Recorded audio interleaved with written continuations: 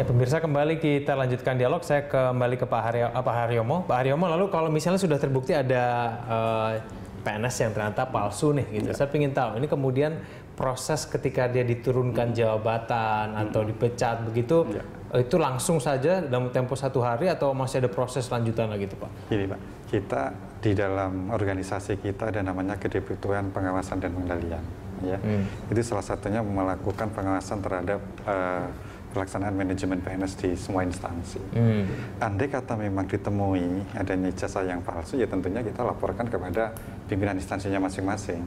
Karena kewenangan untuk menjatuhkan hukuman disiplin, melakukan tindakan administratif, itu ada pada instansi.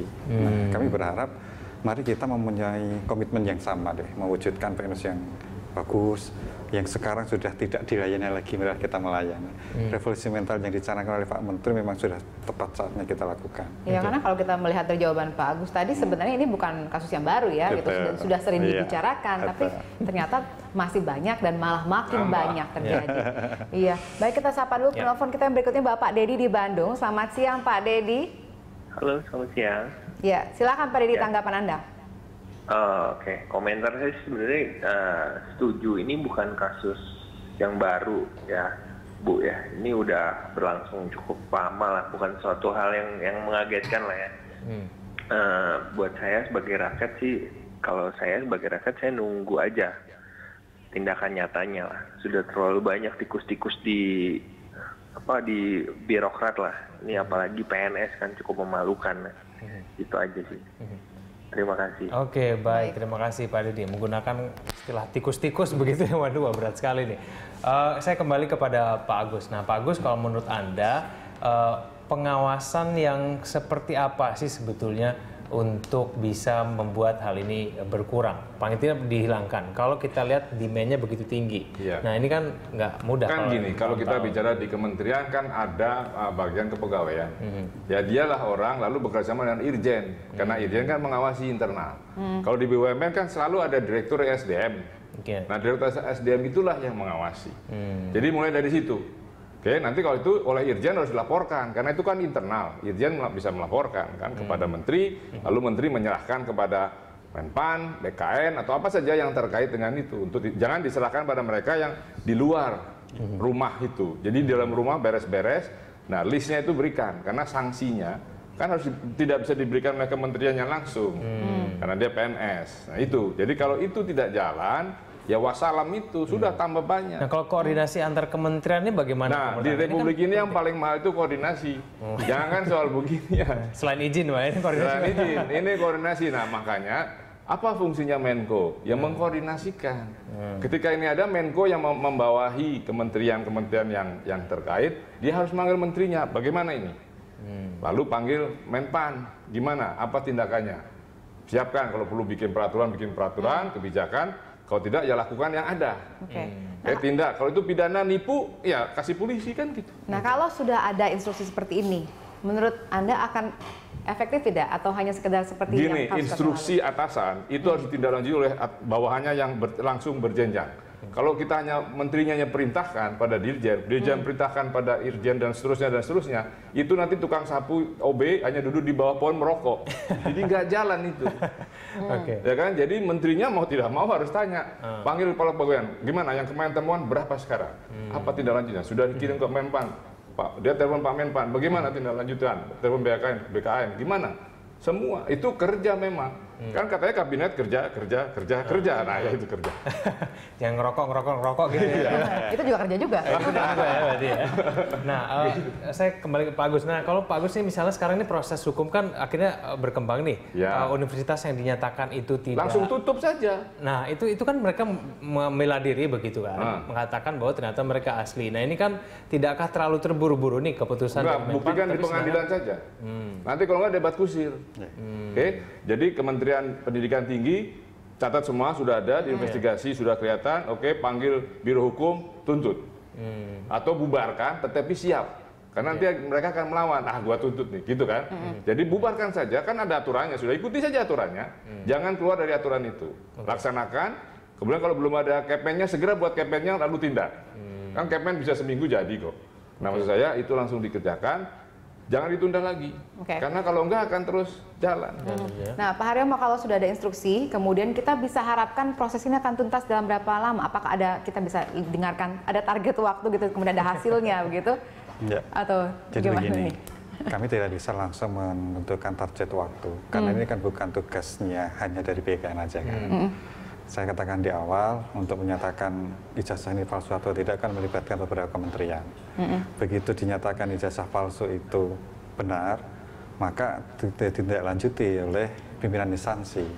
Mungkin kata beliau tadi melalui bagian biro kepegawaian, proses sampai ke pejabat pimpinan yang paling tinggi. Kalau memang itu sudah komitmen semuanya, ya tentunya nggak perlu lagi kita membutuhkan waktu yang lama ya Pak Agus ya. Kembali ke komitmen semua. Keluarkan pecat saja, sanksinya langsung diterapkan oleh menterinya setelah berkoordinasi dengan Menpan. Kalau membela diri, saya ini asli kok sering kuliah. Buktikan di hukum aja, buktikan di pengadilan. Nanti bilang pengadilan bayar lagi, itulah Indonesia. Kita begitu semua PNS dipecat, loh kok PNS nggak ada ya? Ternyata kita semua. Semua jangan-jangan ya. Nggak begitu ya, mudah-mudahan ya. Pak Haryomo, bisa nggak nih masyarakat punya berperan aktif gitu? Misalnya ada nggak sih kita bisa ngelaporin gitu, misalnya kita tahu nih orang tersebut nggak pernah kuliah apa segala macam, kita laporin ke BNN. Penelpon yang tadi bilang ya bahwa bupatinya katanya nih ijazahnya palsu, mereka gimana? Iya, tanpa disadari sendiri langsung dari BKN-nya. Nah, itu bisa nggak nih? Bisa, sangat bisa ya. Karena apa? Saya sampaikan di awal, untuk membuktikan itu memang melibatkan beberapa komponen kan.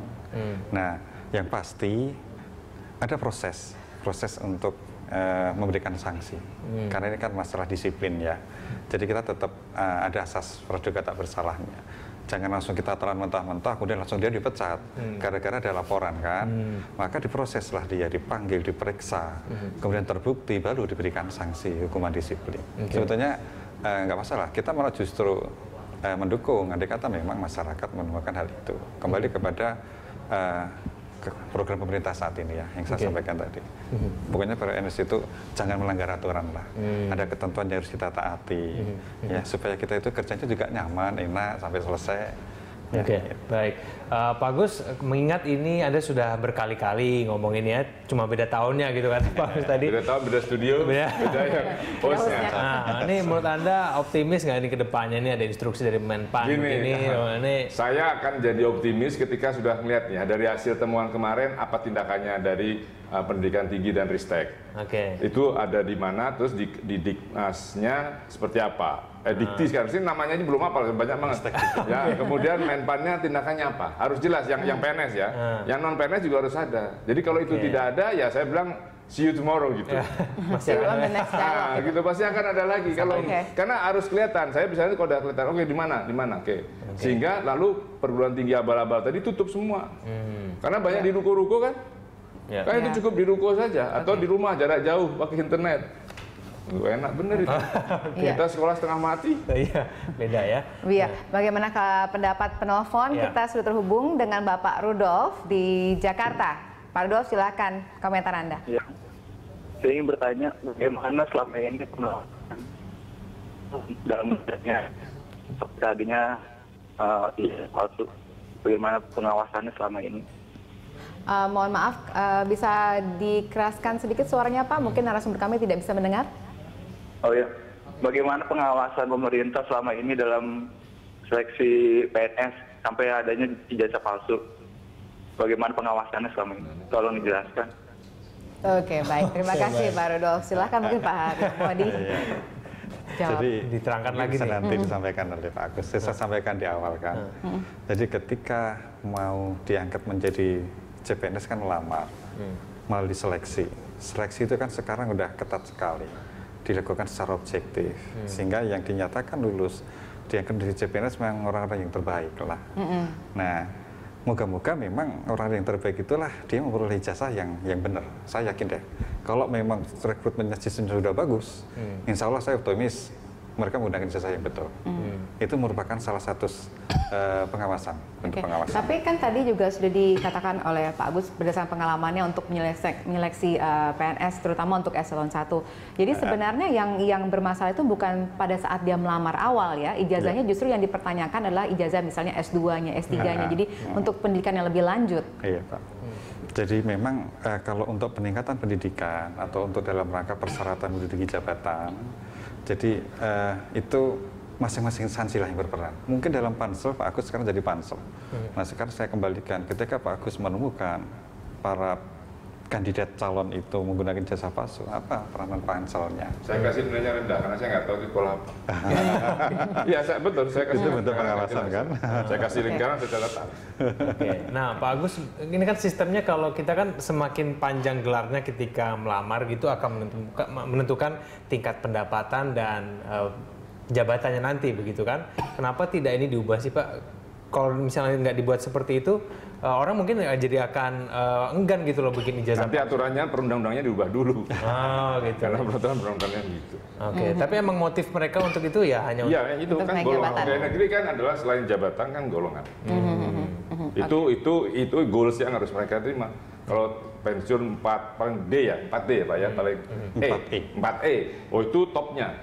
4E, kemudian eselonnya 1, pensiun di umur 60, itu sudah goalsnya. Kalau itu dicabut atau dibatalkan, itu disaster dan dia bisa sakit jantung. Oke, baik. Terima kasih Pak Agus dan Pak Haryomo. Kita doakan semoga tidak ada lagi ijazah palsu ya. Baik.